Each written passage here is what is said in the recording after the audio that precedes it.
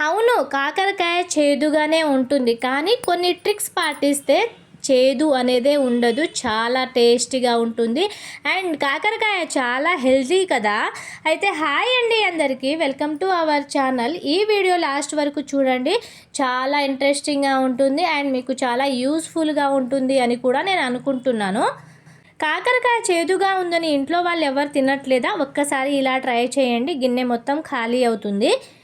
అయితే కాకరకాయల్ని ఫస్ట్ చిన్న చిన్న ముక్కలుగా అయితే కోసేసుకొని పక్కన పెట్టుకోవాలి. ఆ తర్వాత అయితే ఇలా వాటర్లో అయితే కొంచెం ఉప్పు వేసుకొని కట్ చేసి పెట్టుకున్న కాకరకాయ ముక్కలను అయితే ఇందులో కలిపేసుకోవాలన్నమాట. వాటర్లో వేసి ఒకసారి మంచిగా కలుపుకొని ఒక్క 5 మినిట్స్ అయితే పక్కన పెట్టేసుకోవాలి. ఇలా చేస్తే ఏంటంటే చేదు అనేది సగానికి సగం పోతుందనమాట.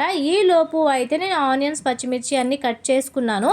ఇప్పుడు అయితే స్టవ్ ఆన్ చేసుకొని ఒక గిన్నె పెట్టుకొని గిన్నెలో అయితే ఆయిల్ వేసుకుంటాను. ఆయిల్ కొంచెం హీట్ ఎక్కిన తర్వాత ఆనియన్, పచ్చిమిర్చి వేసుకొని గోల్డెన్ బ్రౌన్ కలర్ వచ్చేంత వరకు అయితే మంచిగా ఫ్రై చేసుకుంటున్నాను అనమాట. ఇక్కడ చూడండి.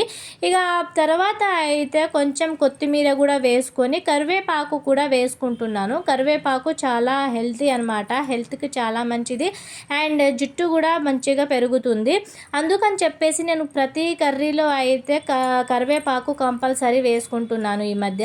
ఇక కరివేపాకు, కొత్తిమీర కూడా కొంచెం ఫ్రై అయిన తర్వాత ఓన్లీ అల్లం పేస్ట్ మాత్రమే వేసుకుంటున్నాను. అందులో అయితే వెల్లుల్లి లేదు, ఓన్లీ అల్లమే అనమాట. అల్లం పేస్ట్ వేసుకొని 2 మినిట్స్ పచ్చివాసన పోయేంత వరకు కలుపుకుంటూ ఉండాలి. ఇక అది కూడాను కొంచెం సేపు ఫ్రై అయిన తర్వాత మనం ముందుగానే ఉప్పు వాటర్లో కాకరకాయ ముక్కలు అయితే వేసుకున్నాం కదా, ఇవి అవి కూడా ఒకసారి మంచిగా మళ్ళీ కడిగేసుకొని అయితే ఈ ఆయిల్లో వేసుకొని మంచిగా ఫ్రై చేసుకోవాలి.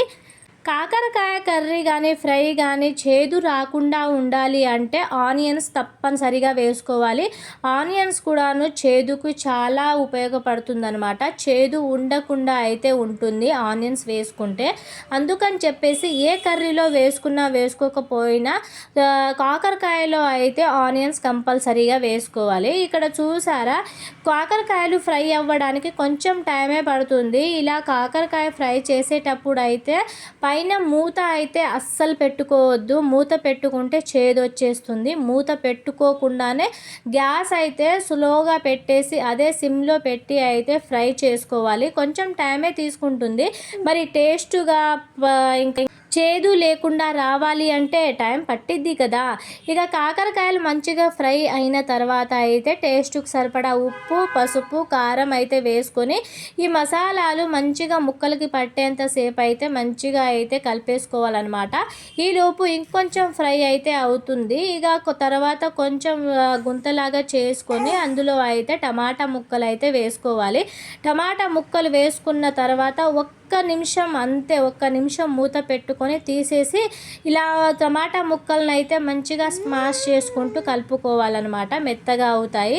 ఆ తర్వాత టమాటా ముక్కల్ని ఇంకా కాకరకాయ ముక్కల్ని మొత్తాన్ని అయితే ఒక్క 5 మినిట్స్ కలుపుతూనే ఫ్రై చేసుకోవాలి. అంతే చాలు. ఎంతో టేస్టీగా ఉండే మనకు కాకరకాయ ఫ్రై అయితే రెడీ అయిపోతుంది. ఒక్కసారి ఇలా చేసి చూడండి. అస్సలు చేదు అనేదే ఉండదు. తినని వాళ్ళు కూడా చాలా అంటే చాలా ఇష్టంగా తింటారు. కాకరకాయ ఫ్రై అయితే చాలామందికే నచ్చదు. కర్రీస్ కానీ ఫ్రై కానీ చాలామందికి నచ్చదు. కానీ కొన్ని ట్రిక్స్ పాటిస్తే కాకరకాయని మించిన కర్రీ అనేదే ఉండదనమాట. చూసారా, మంచిగా ఒక 5 మినిట్స్ కలుపుకున్న తర్వాత పైనుంచి కొంచెం కొత్తిమీర వేసుకొని అయితే మొత్తం కలిపేసుకున్నాను. రెడీ అయిపోయింది మన కాకరకాయ ఫ్రై అయితే. ఇందులో టమాటా ఎందుకు వేసావు అనుకుంటారేమో. టమాటా వేస్తే చాలా టేస్టీగా ఉంటుంది. వీడియో నచ్చితే లైక్